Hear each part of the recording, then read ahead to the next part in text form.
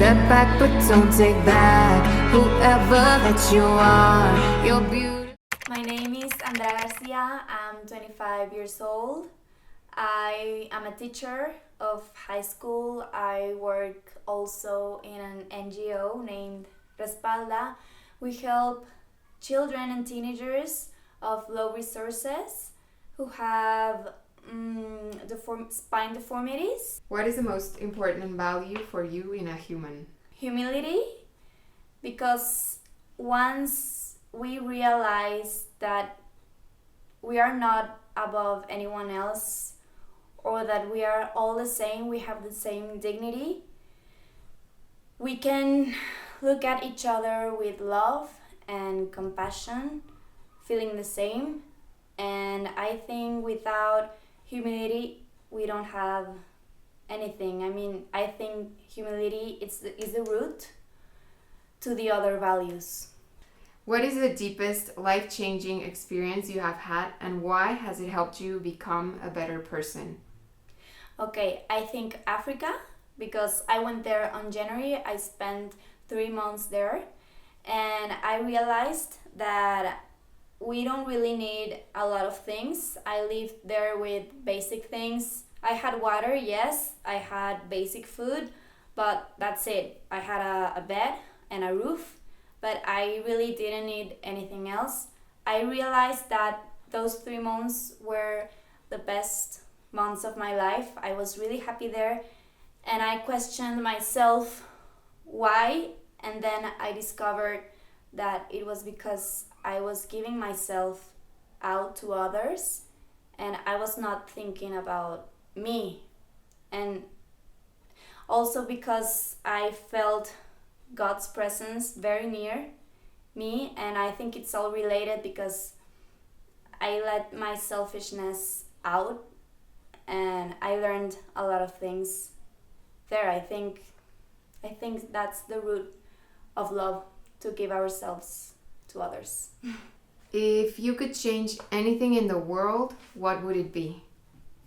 Maybe education, because I think if we taught emotional intelligence to little kids, maybe we would be able to understand our emotions and our wounds, because I think we are a hurt society that is trying to hide or to hurt others because we are hurt.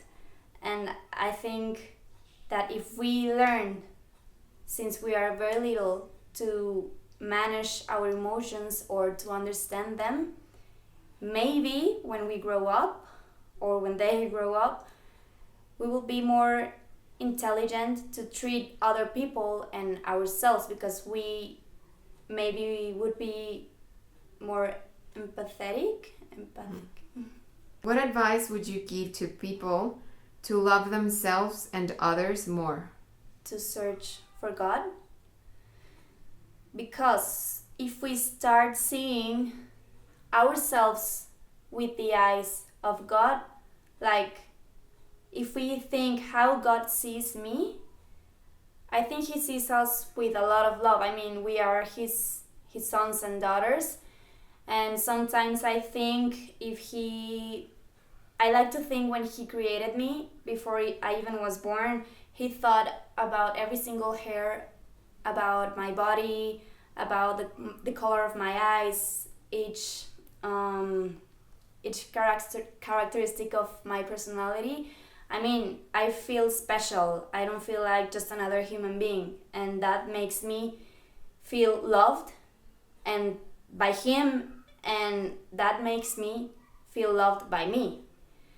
And if we start seeing each other with those eyes, if I look at you with the eyes that God looks at you, maybe I will start looking at you with more love, not just some person to use, but to love.